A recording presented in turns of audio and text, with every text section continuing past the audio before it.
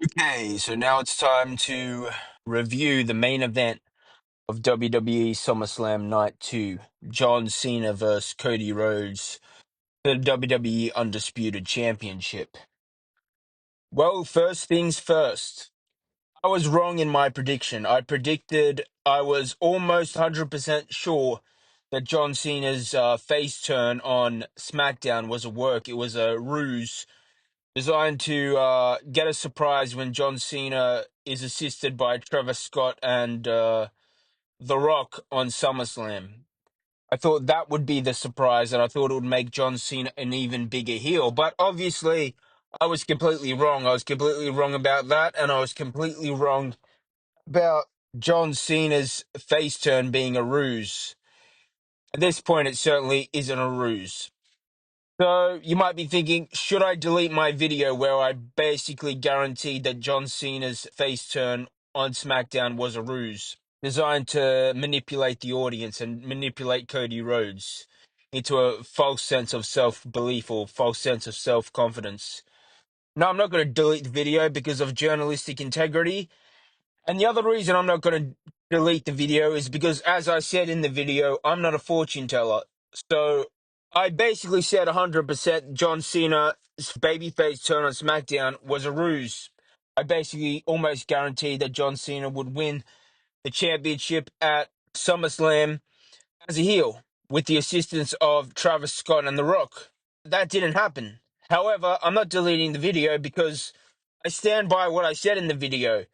I said, if it, by some miracle John Cena's babyface turn isn't a ruse, then it's just bad creative. It's terrible creative to end a major heel storyline.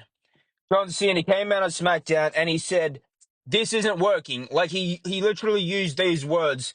This isn't working. He crossed the fourth wall and he ended a heel storyline, and he did it right before a street fight with the biggest babyface in the company. I thought John Cena would turn face, and it was inevitable he would turn face before his retirement. But you're going to turn face right before a street fight with the babyface? How much more intense would that street fight have been if John Cena was the heel, if the babyface was going to fight the heel? And that's one of the reasons why John Cena turned heel in the first place, is so it would be a babyface versus heel match, WrestleMania, against Cody Rhodes. And the fact that the WWE creative team did this and turned John Cena face literally before what could have been the biggest heel versus babyface title match in recent history, that was a bad decision. And what's more terrible is that you ended a storyline just like that. There was no redemption arc. There was no, I mean, matches mean something. And you turn from a heel to a face just like that. Cody Rhodes kind of manipulated him, kind of baited him in, said he wanted to face the old John Cena, and then John Cena caved. That being said, I have to say, I'm extremely happy, and I'm more excited about watching WWE now, probably more than ever since the Ruthless Aggression era. I mean, Brock Lesnar is back. Brock Lesnar is back. I mean, I can't almost believe those words. Brock Lesnar is back. And Brock Lesnar, in my mind, is the greatest in-ring performer since Shawn Michaels retired at WrestleMania 26. Brock Lesnar was the highlight of the last decade in the ring. I mean, the years 2017 to 2021 were pretty bad in the WWE. I mean, the only guy that really gave life to the WWE and transcended it to a special place was Brock Lesnar. Like, they were the worst creative years, 2017 to 2021. And Brock Lesnar was the man. He was the man, and admittedly, I didn't even watch Raw and SmackDown in 2017 and 2021. So I just watched the pay-per-views. But I watched the pay-per-views because of Brock Lesnar. And now they've got a lot more stars. They've got Cody Rhodes. They've got Gunther. Overall, SummerSlam, I enjoyed the finish to night one. I think that was one of the best finishes ever. And the way Seth Rollins came out faking the injury with the crutches. The way he did that, that was one of the most epic and shocking and surprising moments ever in WWE history. I mean, that would have to go down as one of the greatest moments in WWE history. I think it would have to go down as the most memorable and most well done Money in the Bank cash in ever. And that idea of Seth Rollins faking the injury, I was fairly certain that Seth Rollins faked the injury, but I wasn't 100% sure. I mean, when Seth Rollins initially went down at Saturday night's main event in that match against LA Knight, my instinct looking at it was that it looked fake. But then for a few weeks, I kept thinking maybe it's probably not fake. But shortly before SummerSlam, I thought, I believe it probably is fake. And the reason I believe it's fake is the way CM Punk has been booked against Gunther. I felt like this would be the perfect way to screw CM Punk. And this would be the perfect way to have a shocking and surprising way to end SummerSlam Night 1. And I think it's the perfect way to build up for CM Punk to chase Seth Rollins. So I think it's inevitable at this point that CM Punk is going to chase Seth Rollins all the way until WrestleMania 42 in Las Vegas next year. I think at WrestleMania 42 in Las Vegas is when CM Punk is going to beat Seth Rollins.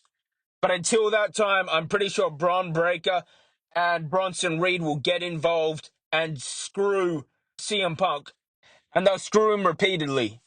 Now, I'm super excited that Brock Lesnar is back because Brock Lesnar has unbelievable chemistry against John Cena. I mean, if you've ever seen John Cena versus Brock Lesnar at SummerSlam 2014, if you've ever seen John Cena versus Brock Lesnar at Extreme Rules 2012, like probably the best matches of Brock Lesnar's career and probably the best matches of John Cena's career, both against Brock Lesnar. Like, I'm not kidding you. Brock Lesnar versus John Cena at Extreme Rules. You should really watch it right now because I don't even think you need to watch Raw or SmackDown prior to that match to appreciate how amazing that match is. And that match that Brock Lesnar had against John Cena at SummerSlam 2014, that was amazing. That was incredible. And I'm hearing that the reason Lesnar came back is because John Cena wanted him to come back. And it's a little surprising that Brock Lesnar, first, it's surprising he came back. Surprising that he's going to face John Cena because John Cena only has limited dates. And I thought he would probably feud with some younger guys. But I actually heard a report about a few years ago about John Cena said that Brock Lesnar is like one of the most amazing athletes ever. So John Cena thinks the world of Brock Lesnar.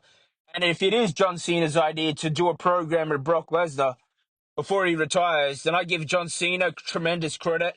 I give Brock Lesnar tremendous credit for coming back because I didn't think Brock Lesnar would come back. And I made a video about that. My video basically said that Brock Lesnar wouldn't come back because Brock Lesnar has a special relationship with Vince McMahon and he's not going to come back unless Vince McMahon is back in the WWE.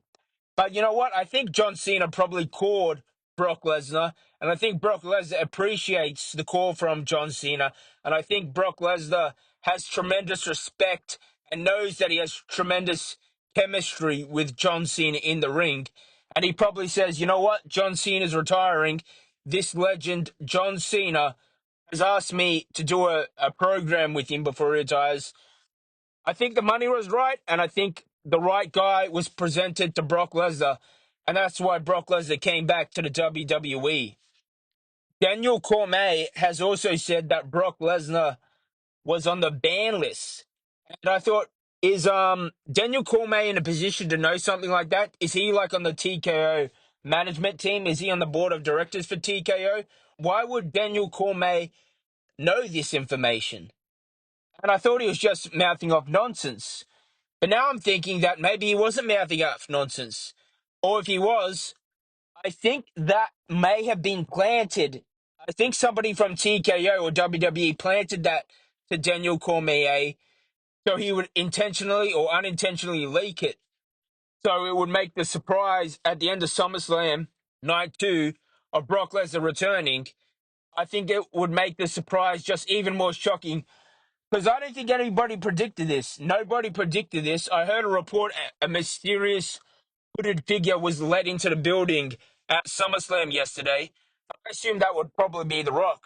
And by the way, the match with John Cena versus Cody Rhodes, that was a match that's worthy to end this feud between John Cena and Cody Rhodes. So, yeah, I was completely wrong about my prediction, but I'm happy. I'm happy that the John Cena heel run is over. I disagree about how they ended the feud. The match was good, but I'm disagree that John Cena just said, "Hey, this isn't working and I'm a face now. I'm a baby face now." I strongly disagree with that. It was bad creative to end a storyline like that.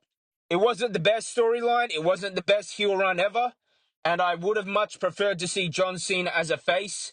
And I think John Cena as a baby face for the rest of his career is going to be a lot better than the heel run. But they tried the heel run, and I enjoyed it. I mostly enjoyed it. I don't like the way it ended. The match was good, but I'm not deleting my video because everything I said in the video was correct. Like, my prediction wasn't correct, but my reasons for why ending the heel run like that was bad and why ending the heel run with Travis Scott and The Rock would have been a lot better. I mean, let's talk about the principles of storytelling. Travis Scott and The Rock did not show up. Travis Scott showed up at WrestleMania, but John Cena sold his soul to The Rock, and we never saw The Rock again. I thought it was basically inevitable that we would see The Rock at SummerSlam. So he sold his soul to The Rock, but The Rock never showed up in the John Cena heel turn storyline again.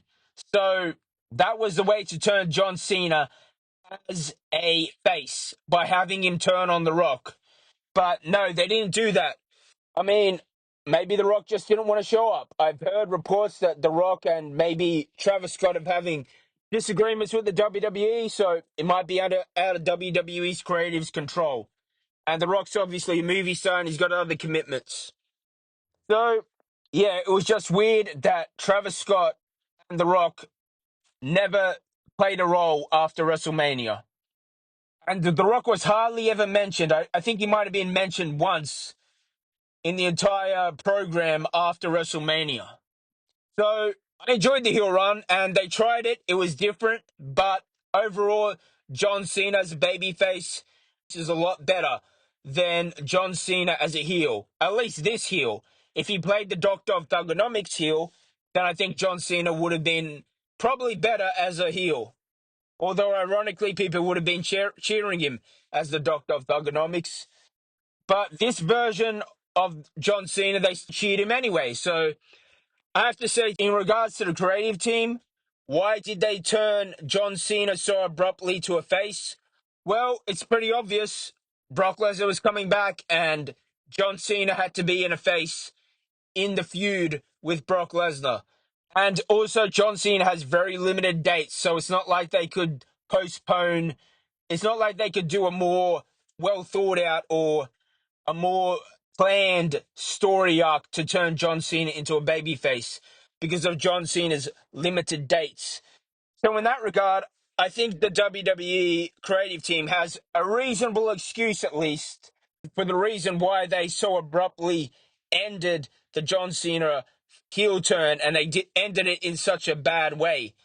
Because John Cena's got limited dates and Brock Lesnar's coming back. I'm super excited about Brock Lesnar coming back to the WWE. I'm super excited now that he's back. I'm super excited that John Cena is going to face Brock Lesnar again, which is something I never expected, but it's basically a dream come true. It's a dream that I never thought would happen. That Brock Lesnar and John Cena, two of the guys that had probably the match of the decade, last decade, at Extreme Rules and at SummerSlam, Brock Lesnar versus John Cena. I'm so excited. This is the match. This is the dream that I never thought would happen, but is going to happen. And it's happening because apparently John Cena asked for it. And what John Cena wants, John Cena gets. And Brock Lesnar, well, Brock Lesnar played a part too. I didn't think Brock Lesnar would come back unless Vince McMahon asked him to be back, unless Vince McMahon was there. But I think John Cena swayed Brock Lesnar to come back to the WWE. So overall, I'm super excited. SummerSlam didn't turn out how I predicted it would be. Overall, I'm happy that the John Cena heel turn is over. It violated the core principles of storytelling for WWE. However, I thought it was probably very likely that John Cena would turn babyface at SummerSlam initially until about last week. Then I thought, well, John Cena is probably going to be at WrestleMania 42 next year, which I made a video about recently. I still stand by that. I think John Cena will be at WrestleMania 42 next year because I think this babyface run will reinvigorate John Cena. And unless he's got some sort of movie planned for next year's WrestleMania, I think John Cena will be at WrestleMania this next year. And I think Lesnar will probably wrestle John Cena at Clash in Paris and Crown Jewel. And John Cena will probably compete in a Survivor Series Tag Team War Games match.